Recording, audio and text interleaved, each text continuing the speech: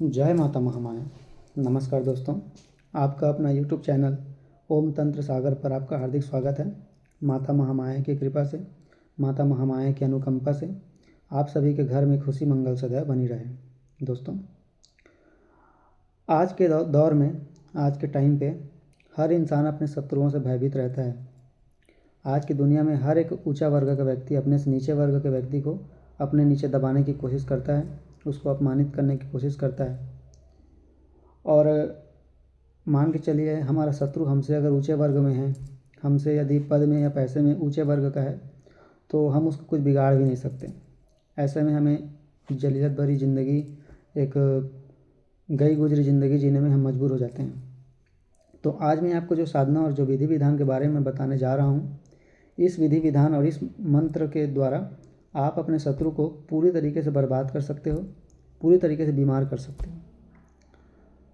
तो मैं आपको जो विधि विधान, जो मंत्र बताऊंगा, उसको ध्यान से सुनिएगा, क्योंकि ये जो हमारे छत्तीसगढ़ की जो उग्र साधनाएँ, उग्र जो विधान होती हैं, ये दो धारी तलवार की तरह होती हैं। या तो आप सामने वाले का बुरा करो, या तो वो मंत्र, वो विधि विधान आपका बुरा कर देगा। ये हमारे छत्तीसगढ़ के मंत्रों की खासियत है। जो मारण मंत्र, जो उग्र मंत्र होते हैं, छत्तीसगढ़ का ही नहीं, हर जगह के मंत्रों का खासियत है। यदि आप कोई भी उग्र मंत्र को आप हाथ लगा रहे हो, छेड़छानी कर रहे हो, तो या तो अच्छे से करो, या तो किसी और से कराओ। यदि आप कर रहे हो और यदि आप यदि आप उन्हें भूल किया, आपने यदि कोई भी त्रुटि की, तो वो मंत्र की ऊर्जा आपको पूरी तरीके से बर्बाद कर देगी। तो ध्यान से सुनिएगा। आपको जो मंत्र दूंगा, ये मंत्र स्वयं सिद्ध मंत्र है। केवल इस मंत्र को आपको कंठस्थ याद करना है। कंठस्थ याद करने के बाद में क्या करेंगे, किसी भी अमावस्या के एक दिन पहले आपको शमशान घाट जाना है, और शमशान घाट में जा कर के थोड़ा सा शराब शमशान घाट में गिराएंगे। भैरव बाबा शमशान काली के नाम से थोड़ा सा वहाँ पर आप शराब गिराएंगे, डाकनी सांकनी के नाम से, क्योंकि आपको जो मंत्र विधि विधान देने जा रहा हूँ, यह डाकनी सांकनी का है। डाकनी सांकनी जो आपके शत्रुओं के लिए काल है समझो, और शमशान घाट की उग्र शक्तियों में से एक है। तो डाकनी सांकनी, शमशान काली और काल भैरव के नाम से, शमशान भैरव के नाम से वहाँ पर आपको थोड़ा सा शराब गिराना है, थोड़ा थोड़ा। और तीनों के नाम से वहाँ पर आपको एक एक नींबू काटनी है, और एक नारियल वहाँ पर दे करके, या 3 नारियल ले जाएंगे, तीनों के नाम से एक एक नारियल वहाँ छोड़ करके 5 अगरबत्ती जलाएंगे, और थोड़ा सा चावल छिड़क करके थोड़ा सा हल्दी और सुपारी का गांठ वहाँ पर छोड़ देंगे। 2 सुपारी का गांठ और 2 हल्दी वहाँ पर रख करके आपको निमंत्रण देना है शमशान घाट को, कि शमशान को, कि हे माता डाकनी सांकनी, मैं आपको कल लेने आऊँगा, मेरे साथ चलिएगा। दूसरे दिन आप क्या करेंगे, शमशान घाट जाएंगे, 5 अगरबत्ती वहाँ जलाएंगे, फिर से थोड़ा थोड़ा शराब का शमशान भैरव और शमशान काली, डाकनी सांकनी के नाम से वहाँ पर गिराएंगे। और शमशान घाट में जा कर के आप हाथ जोड़ के विनती करेंगे कि हे डाकनी सांकनी देवी, मैं अपनी मजबूरी के कारण और शत्रु भय से तंग आने के कारण, शत्रु भय से मैं तंग आ गया हूँ, शत्रुओं के कारण, जिसके कारण मैं आपको लेने आया हूँ, चलिए मेरे साथ। मैं जहाँ पर बोलूँ वहाँ पर आप रहिएगा, और जब बुलाऊँ तब आप आइएगा। और उसके बाद में आपको, यदि आपके पास में एक सेप्टेड, एक पर्सनल आपको पूजा कमरा अवेलेबल है आपके पास में, यदि आपका एक निजी पूजा के लिए पूजा का स्थान अगर आपको अवेलेबल है, ऊपर आपके पास में है, तभी आप उसको घर के अंदर लाइएगा, अन्यथा आपको उसको बाहर में ही रखना है, डाकनी सांकनी देवी को। यदि घर के अंदर लाएंगे तो अच्छी बात है। यदि आपका एक अच्छा सेप्टेड रूम है, जिस कमरे में कोई ज़्यादा आता जाता ना हो, पूजा का कमरा है, तो क्या करेंगे, पूजा के कमरे में आएंगे, और एक काली माँ का तस्वीर आपको सामने में रखे रहना है आगे से, और बोलना है कि हे डाकनी सांकनी देवी, इस काली माँ के फ़ोटो में आके, तस्वीर में आके विराजमान हो जाइए। वो देवी जो है आके विराजमान हो जाएगी। अब क्या करेंगे, आपको एक काले कलर की आसन में बैठना है, काले कलर का कपड़ा आपको बिछाना है। काले कलर का कपड़ा बिछा लेने के बाद में आप सबसे पहले एक मुट्ठी चावल रखेंगे कपड़े के ऊपर में, और एक चौमुखा दिया जलाएंगे। चौमुखा दीपक जला करके आप एक मुट्ठी चावल रखेंगे डाकनी के नाम से, और एक मुट्ठी चावल रखेंगे सांकनी के नाम से। डाकनी सांकनी दोनों के नाम से एक एक मुट्ठी चावल रखेंगे, और दोनों में एक एक नींबू रख देंगे। नींबू रखने के बाद में अपने कुल देवी देवता, अपने ग्राम देवता, अपने पितृ देवता, अपने इष्ट देवता, अपने गुरु गणेश सरस्वती का ध्यान करेंगे और सबसे आज्ञा लेंगे और कहेंगे कि हे मेरे कुल देवी देवताओं, हे मेरे गुरुदेव, हे राधा, हे गणेश जी, हे माँ सरस्वती, मैं आप लोगों की आज्ञा से और अपने निजी मजबूरी के कारण डाकनी सांकनी देवी को शमशान घाट से लाया हूँ और आप लोग मेरी साधना को सफल बनाएं। और हे डाकनी सांकनी माता, आप कभी भी मेरे घर का परिवार का बिगाड़ मत करिएगा। मैं केवल अपनी एक मजबूरी के कारण आपको शमशान घाट से यहाँ अपने घर में लाया हूँ। हमेशा शांत स्वरूप में यहाँ पर विराजमान रहिएगा। ऐसा बोल करके मैं आपको जो मंत्र बता रहा हूँ स्वयं सिद्ध मंत्र है। इस मंत्र को आपको 11 माला जाप करना है। वैसे मंत्र स्वयं सिद्ध है, लेकिन 11 माला करेंगे तो एकदम बहुत ज़्यादा उग्र और प्रचंड हो जाएगा ये मंत्र जाप करते हुए भी आपको सिर दर्द करने लगेगा, आपको झटके आने लगेंगे, इतना उग्र मंत्र है ये। तो मंत्र इस प्रकार है। नदी के तीरे तीर पताल के नाग, डाकनी सांकनी जहाँ पैठाई, दौड़ के मार, दुहाई शमशान काली के, वीर मसान के। मंत्र एक बार और बोल देता हूँ। नदी के तीरे तीर पताल के नाग, डाकनी सांकनी जहाँ पैठाई, दौड़ के मार, दुहाई शमशान काली के, वीर मसान के।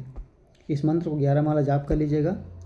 उसके बाद में एक हवन कुंड में गाय का जो कंडा आता है, गोबर का छेना बोलते हैं छत्तीसगढ़ में हमारे, कंडा आता है, कंडे को जला लीजिएगा। कंडे को जला करके आपको क्या करना है, आप आगे से एक चीज़ ला कर रखिएगा और वो है बकरे का या तो मुर्गी का कलेजा। कोई भी चिकन की दुकान में जा कर के मुर्गी का कलेजा, मुर्गी का मांस थोड़ा सा ले आना है आपको। और 108 आहुति या 51 आहुति या फिर 21 आहुति सरसों के तेल में डुबा डुबा के डाकनी सांकनी के नाम से वो कलेजे को देना है, मुर्गी का कलेजा। क्योंकि डाकनी और सांकनी का जो आहार है, जो खुराक है, वो कलेजा ही है। जब भी आपके शत्रु के पास जाएगी, आपके शत्रु का कलेजा ही खाएगी वो, इनका खासियत है।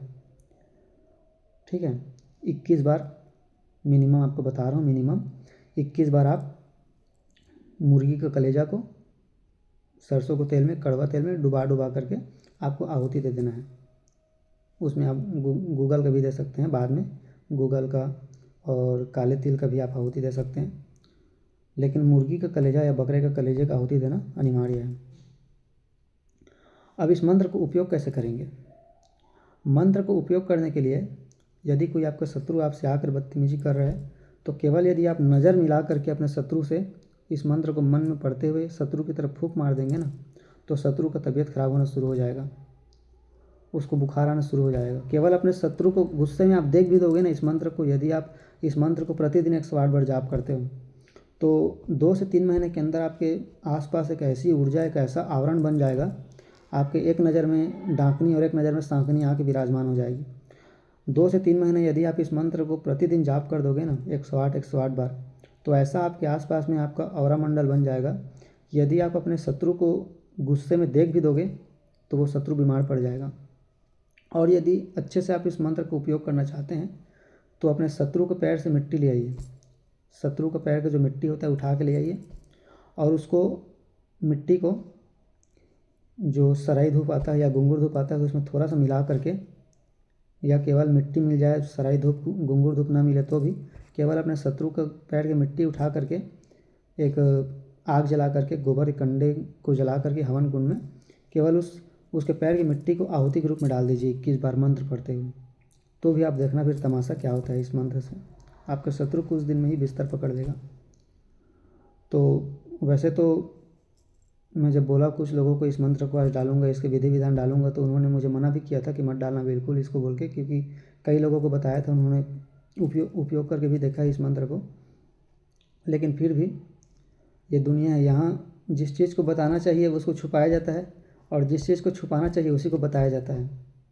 और कोई भी तंत्र मंत्र यदि बना है तो आपके उपयोग के लिए बनाया गया है महादेव और पार्वती जी के द्वारा, माता पार्वती और महादेव के द्वारा तंत्र मंत्र को हमारे और आपके उपयोग के लिए ही बनाया गया है।